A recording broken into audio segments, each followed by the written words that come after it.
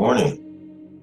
I want to take this time out to thank those who sent me emails about my previous video, the pain we have caused one another. And these were from Black men as well as Black women. And surprisingly, I have to say surprisingly, they were very pleasant and insightful emails. And one of the brothers who I can't mention his name, even though I'm pretty certain he wouldn't mind that I mention his name, but I can't go by what I think someone would mind or not mind. I would just say he had said in his video that he admires my courage of being very transparent, out and open about my past, of my abusive of Black women, even though the Black women who I had associated myself with had said that they didn't feel as though they were being abused at all. And he was saying that it opened up his eyes of the abuse that he had no idea that his activity in the past had that type of effect on the women that he was had dealt with. But I was telling him in the email that courage itself is just a coat that we wear to cover our fears. And so in meditation, when that was shown to me of what courage really is but they do a dual component in regards to the fear entity, I chose to diminish the whole courage factor. And in the same movement, I tried my hardest, I would say, to diminish the entity of fear. However, fear exists in a whole lot of areas that we don't realize fear exists. It exists in a whole lot of areas, but I don't want to get into that right now. But I was asked by one of the sisters to elaborate a little bit more on my times of when I wasn't able to see. I was able to see my sons, but she said what had caught her attention was a statement that I said that derived from a Black woman that was told to me by way of another Black man, that if you want to kill a Black man, just call the police. She wanted me to elaborate on that because she brought out a very profound point in her email. She said, because obviously in your belief in that regarding that statement, that is what prevented me from going ahead and trying to see my sons anyway. It was the fear factor. And I was telling her that fear factor is a reality when it comes to Black men in this country. And so I recall one morning I was driving to work and I was driving down the street called Cheyenne out here in Las Vegas. And it was a very cold morning. And it was raining because we were going into the wintertime. And so I worked the early morning shift. and my shift started at 4 a.m. And by my being at work at least an hour early before I get started, I recall that I was driving down Cheyenne, and it was at least 2:34 a.m. and it was dark, it was cold, and it was raining. And I'm driving in my car, I had my heat on and everything, and I'm driving up Cheyenne. And I thought about my sons. Are my sons warm? You know, are they okay? You know, and by my uncertainty, if my sons were in a warm place, I turned my heat off in my car. And that wasn't to assert that I knew that my sons were cold someplace, and not to discredit their mother or anything, but this is just a man who was grieving and curious if his sons were okay. So that's not to say that my son's mother was irresponsible and she didn't have any electricity, because that wasn't the case at all. You're just dealing with a man who loves his sons and misses his sons, and felt totally betrayed and neglected because he's always been a good father. You know, and I was at the time still paying child support, you know, because this was back in 2002. And I didn't get done paying my child support until 2012. And so when you are in that type of position, and when you are a man who loves his children as much as I do, and you're steady trying to go on with your life, you have those kind of thoughts in your head. And so as I was driving, by me not being certain that my sons were warm, I felt to myself, I don't know if my sons are comfortable, so I refuse to be comfortable. So I turned my heat off in my car, and I suffered being cold while I was going to work. I bring that up because, as I said before, I love the fact that the sister brought that up. I'm going through that because not only because she asked me to elaborate on that, but I'm glad that she brought that up because, as I mentioned before, we have done a lot of harm to one another.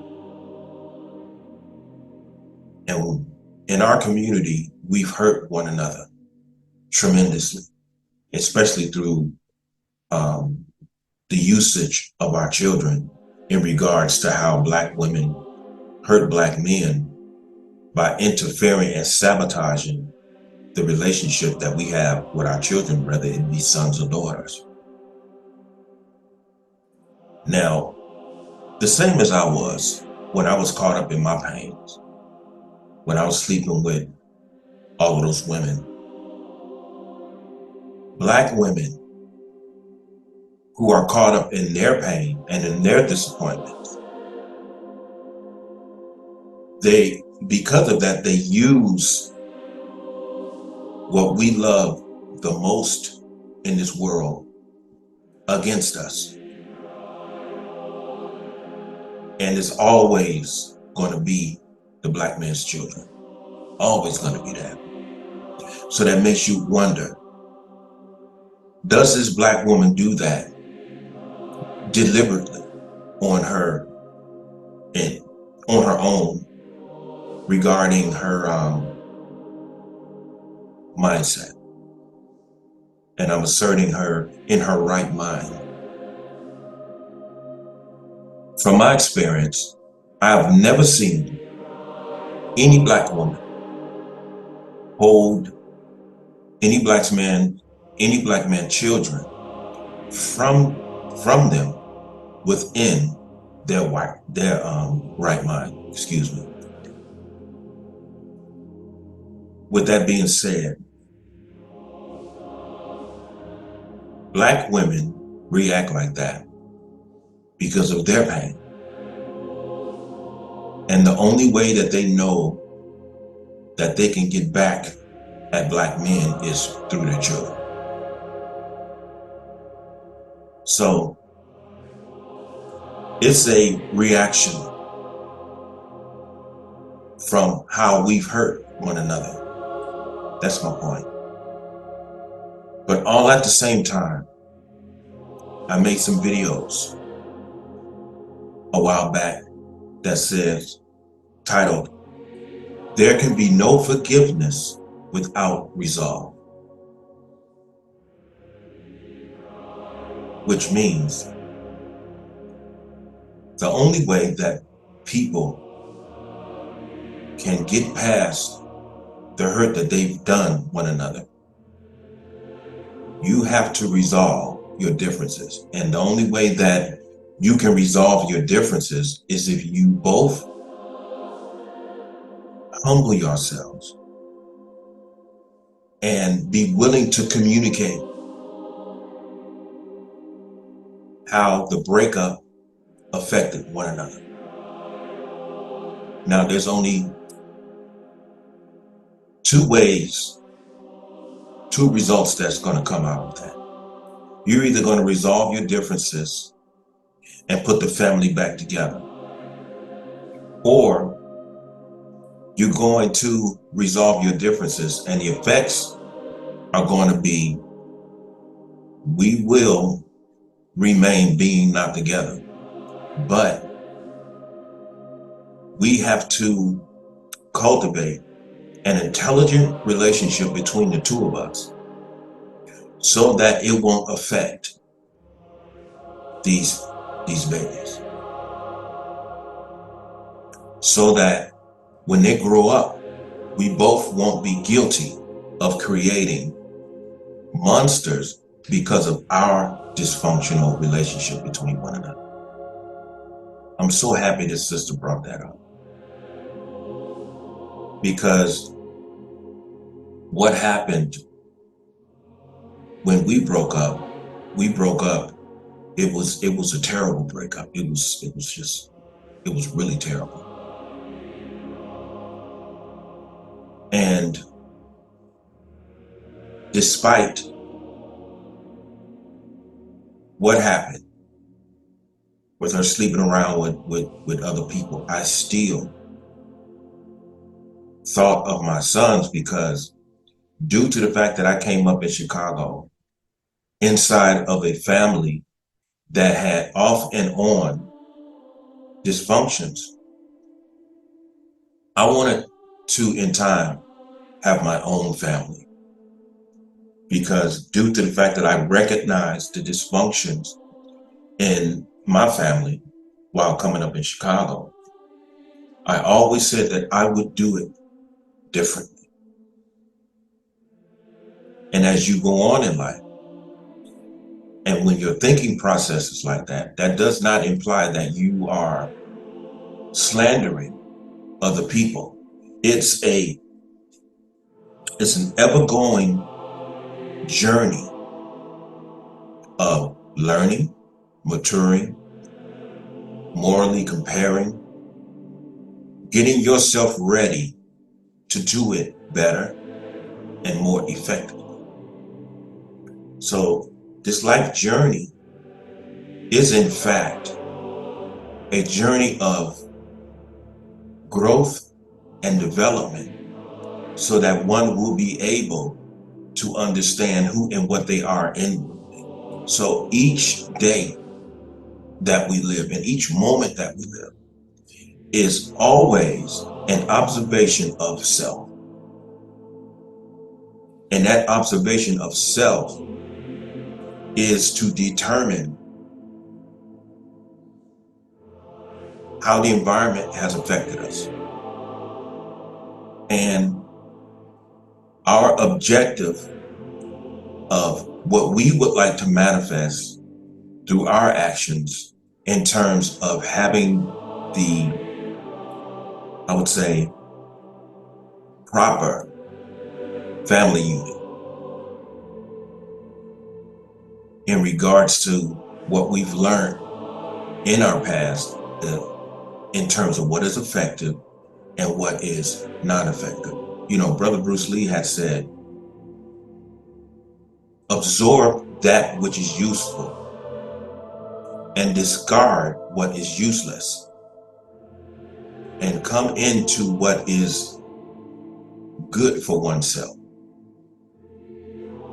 And by me being an admirer of Bruce Lee, I kept those principles with me and I applied those principles to my life.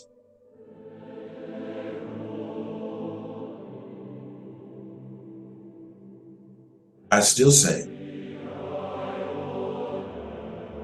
that there is so much disappointment and pain in between our communities that for a long time, even until this day, we have allowed our pain and our suffering and our misuse of one another, our slander of one another, our anger towards one another, to prevent us from sitting at the table for as long as it takes to come to a resolve for our entire community. I believe that our resolve is very easy to be met because we already know as a community what our problems are. It's just that our pain presently, which is rooted in the past, is prevented this from happening. It's prevented it from transpiring. And until we get past our pains and our disappointments and be able to sit at the table, whether it's on a panel or inside our homes, in counseling, or wherever it is possible, then I think that's the only thing that's going to heal our community. The leaders are not interested in healing Black people within. Those are politicians. I mean, you have a whole lot of so-called Black leaders right now who have been assassinated and they don't even realize it. And the reason why I say that is because, as you already know, back in the 60s, the way that they assassinated our Black leaders, Marcus Garvey, Medgar Evers, Brother Malcolm, Brother Dr. King, they assassinated those men with bullets. This day and time, they don't use bullets. The way that they assassinate Black leaders today is they give them wealth. There's a passage in the Quran that I have to paraphrase, but it speaks in reference to the enemy saying, let us give them a position unto like ourselves. And see, and that is what I'm saying. A lot of Black leaders have been assassinated already, and they're walking around here on this earth right now. and I'm leading something. And what is meant by that is that this government will manipulate these men, or some of these men are not, they don't really have to be manipulated. They will make deals with the government, and the government will make deals with them. Look, we'll give you so much money every month as long as you keep the Black community under control. So whenever real tragic events happen, we are going to need you to be present so that you can keep the niggas under control, so that no violence will be happening. We won't have any violent outbreaks that will eventually lead to revolutions. So once you make these so-called leaders rich, in time, they are going to want to move out and away from the Black community, because the amount of money that they give them influences that. So they move out of the Black community and nearer, if not inside, the white community. And in time, simply because they're out of the community, they go through a series of psychological and emotional detachment because of the physical detachment by way of the influence of the money given to them. And in time, they lose their interest, their compassion, and their drive to want to do something for the Black community. And when it's like that, they become inaccessible. And when they become inaccessible, it means they're dead. The same as Brother Malcolm and all the rest of the leaders that I just mentioned. They're inaccessible right now because they're physically dead.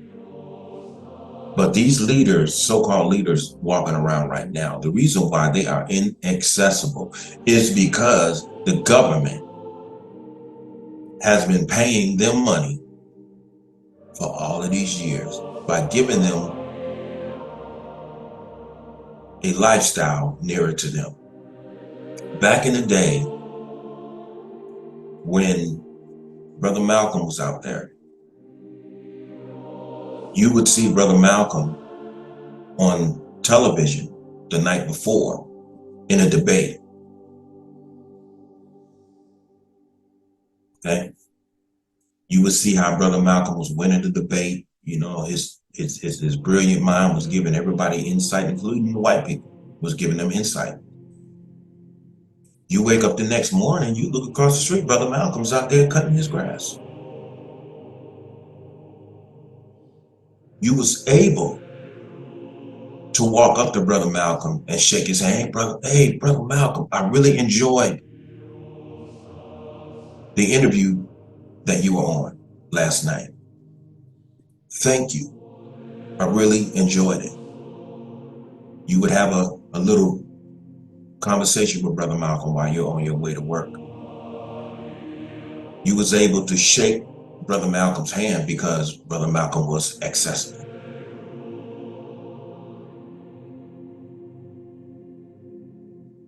So I know to most that may be a odd comparison, but it's actually not. My whole implication of bringing all of that up is because we have to make ourselves accessible to one another, both Black men and Black women. We have to be able to talk to one another without speaking through our pains, disappointments. See, because those pains and disappointments are present simply because we in fact love each other. The only thing is we're disappointed in one another. We're disappointed in one another. The black man is disappointed in this black woman. The black woman is disappointed in that black man. And our anger, our rage, our disappointment prevents us from communicating properly that we may reach and resolve and heal everything in our community. We do not need anything political to resolve our differences in the community. We have to come together, sit at the table, like I said before, regardless of where it's at. And this whole thing of agreeing to disagree, no. See, because when we agree to disagree, that prevents resolve. We go our separate ways. Well, I disagree with you, so I'm just going to agree to disagree, and we both go our separate ways, and that doesn't help anyone. That only transpires because we can't get past our anger.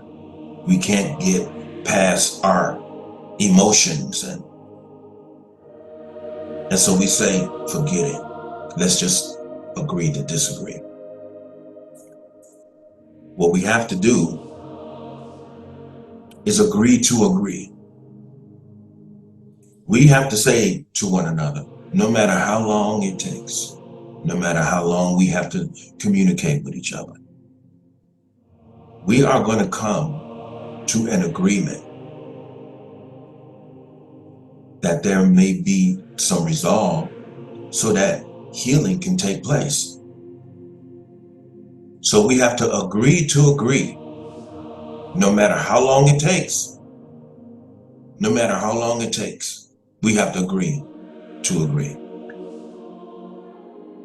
Now, we have a whole lot of evil forces that has our black women way out of control, as well as our black men. So we are at a very critical time. It's critical. And we're at a time to where the black community is either going to survive or we're going to destroy ourselves. We're at a point right now to where we can't blame the government. Yeah, the government is going to do what it does. I mean, the government was designed against us. The government only cares about itself. As the preamble says, we the people of the United States, in order to, hold on, it says, we the people of the United States, in order to form a perfect union, to establish justice and ensure domestic tranquility, provide for the common defense, which is taxes, promote the general welfare, taxes, and ensure domestic tranquility to ourselves and our prosperity, we ordain, white people, and establish this Constitution for the United States of America. If you read the preamble, you will understand that the preamble does not include the well-being of black people. We the people of the United States, in order to form a more perfect union, to establish justice and ensure domestic tranquility, provide for the common defense, military, promote the general welfare, national security, and ensure domestic tranquility, national security, to ourselves and our prosperity, white people. We ordain and establish this Constitution for the United States of America. Look it up and read it yourself. I ask black men and black women, look that up and understand that even though Dr. King and other civil rights leaders risked their lives and died, that we may be included in this system, This system was not designed for our well-being. So where did that leave us? That leaves us responsible for ourselves. And with that being said, that raises a very big red flag, considering the condition that we are in this day. This is why I say we are living in a very critical time for the Black community. We either going to get it together or we are all going to perish. I thank that sister for bringing that up.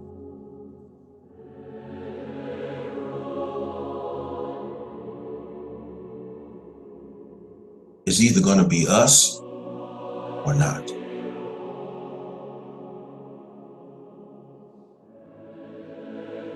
And this may sound like a racist statement, but I'm just going to tell you what you already know.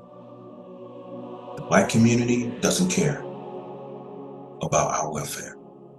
The Africans that y'all spend a whole lot of time trying to connect with, they don't care nothing about us. The so-called African American, which a whole lot of us are finding out, and a lot of us are not even from Africa. Okay? And even if we were, Africans don't care nothing about us. Oh, I want to go to the motherland. Them folks don't care about you. An African told me one night at UNLV when me and 3 Africans were sitting on a panel with some other historians.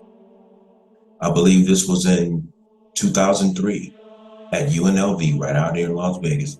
They told me 3 generations after slavery, Black people in this country can no longer claim Africa because you do not know the culture. In the religion of Islam, Prophet Muhammad, peace be upon him, had said something very similar. He said, 3 generations after me, Islam will no longer be of me. Of implies of my spirit.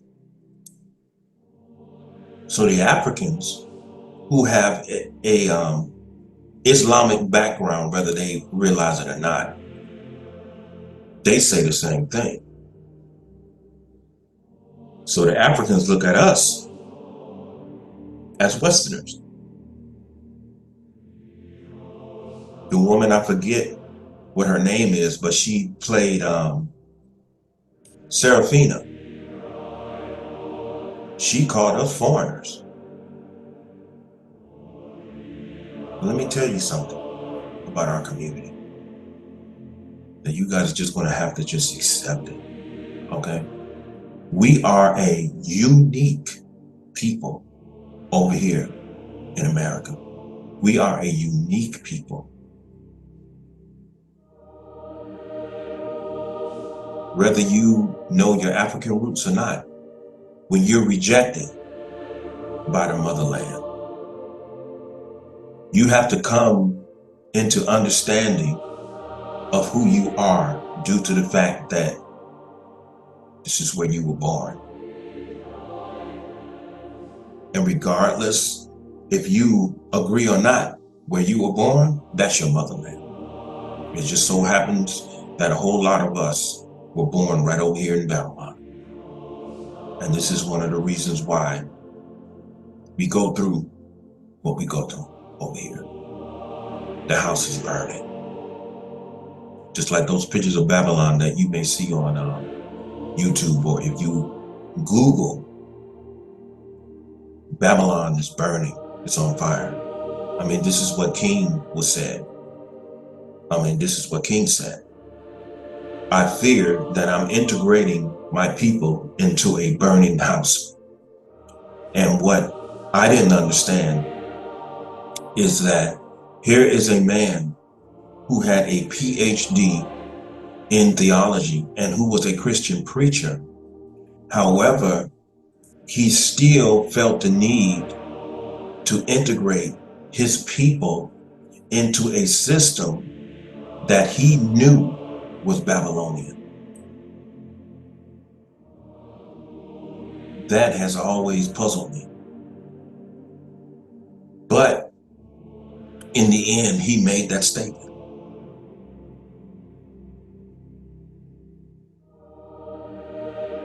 We are a unique people. And what has happened to us is that the moral principles that our elders over here in this country taught us, and I'm 60 years old, so I know, in time, we compromise those principles. Going to the club, drugs, alcohol, clubs, sleeping with one another, making children all over the place, keeping our children from their fathers, causing each other all of this pain. And then it's put into the music with a beat behind it, causing a moral decay to both Black men and women. And then children are born out of that. And you wonder why the children are corrupted this day.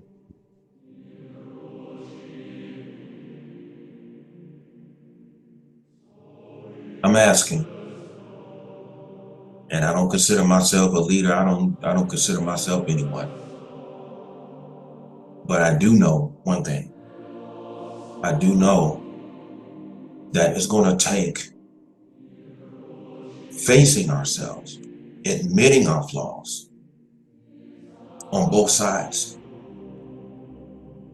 Because when you decide to do wrong, that's a decision. And when you do wrong, you know the effects of it because your intention is to hurt one another. Whether you Black man or Black woman. When I woke up and I realized how much damage I was doing to those women, I had to stop it because some young brothers was observing me. So I was in the process of creating two monsters and I didn't even know it. And a lot of people say, why are you worried about them? Those are not your sons. Every young man in this community is my son. Yes, I have two biological sons. But Black man, we need to become responsible for every young Black man in this community. We have to get back to seeing things the same way the village saw it. I grew up in a neighborhood titled Chatham Village. And it was indeed a village. And everyone took care of one another's children. I remember my next door neighbor, her name was Miss Medley. Miss Medley had, because I was throwing rocks across the street to try to hit the curb. And she said, David, stop throwing them rocks.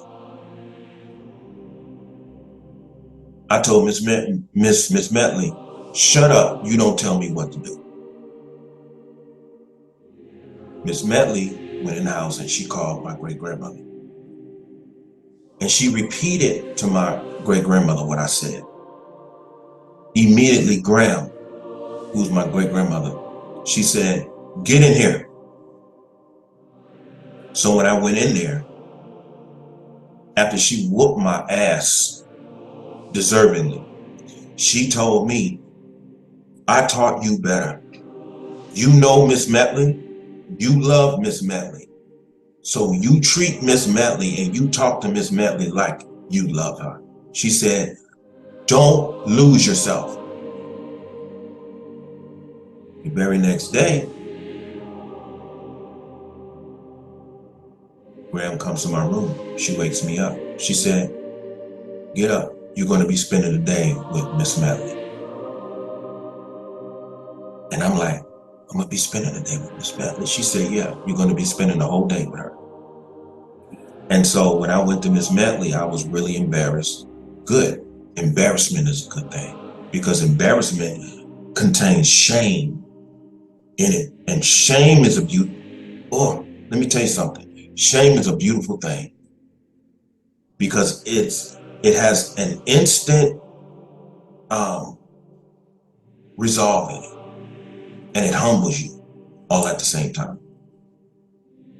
When I came in Miss Medley's house, she gave me a big hug. She kissed me on the cheek. She said, "You hungry?" And I'm like, "No." And I immediately said, "Miss Medley, I'm sorry about yesterday." She said, "Boy, I'm forgiving you for that." She gave me a big hug. She said, "Come on, let's go in my backyard, clean up my backyard." And so when I was back there helping her clean up her backyard, Miss Medley started planting some flowers. And she was telling me how to plant flowers and everything. And she was telling me, she said, "You know what, David? Flowers are like life." She said, "You plant the seed, you struggle through the soil after you're first germinated, and then the seed is germinated, and then the seed takes root, and the root gains strength, and it struggles to the surface." And she said, when the flower breaks from the surface, she said the flower does like this. It struggles because it's in pain. It struggles. She said, and then the branches come out, the little leaves come out. And then the flower slowly bloomed. She said, life is like that. She said, it's the same as when you was in your mother's womb, and you had enough intelligence to know when it was your time to leave the womb. And so you started moving around, trying to get out the womb, which is what they call labor pains. She said, life is like that. She said, you're going to struggle. She said, but it's a part-time thing. It's a part-time thing. I bring all of that up because even though we're going through a critical time as a community, this does not have to be forever. This does not have to, this dysfunction that's between Black men and Black women, it does not have to cultivate into another contaminated culture. We can end this right now. We can end this right now. But we have to sit and get back to communicating with one another, because it's very important. Communication determines our survival. Communication determines our love for one another. We have to agree to agree, and agreeing to agree takes love. And when there's love there, there's interest of listening to one another. Love wants to listen to one another because love wants you want to be able to understand one another. That takes love. Love is the root of our survival. It's love. It's not solely conflict all the time. Oh, we need our women to submit to us. We need to submit to one another first by way of being willing to communicate with one another. and that takes love. But what's happening in our community right now is critical, because what we're doing to one another and what Black women are doing to our children after they've done it to us, it's critical. And so once we get past our pains and our disappointments and all of those things, only then can we reach a resolve and rebuild our community. Or how about building a new community? Because I don't deal with recycle. I understand why Yeshua said a man must be born again, not reborn. No, we want nothing of the former selves. We want nothing of the filthy culture that we're caught up in right now. Let's just start anew. But the struggle of starting anew is based upon our love and our effort to sit and listen to one another without all the loud talk, without all of the insults, without all of the slander, because that derives from our disappointment of one another. It derives from our rage and madness of one another. And even the root of that is disappointment. And even the root of that disappointment is because there's love there. And we expect better from one another because we know that things could be better. So with all of this being said, and I want to thank the sisters and the brothers for sending me those emails. And so I'm going to close this subject out with saying that we are a unique people and we are on our own. And if we don't band together to save ourselves, no one else will. With that being said, everyone stay human. Peace.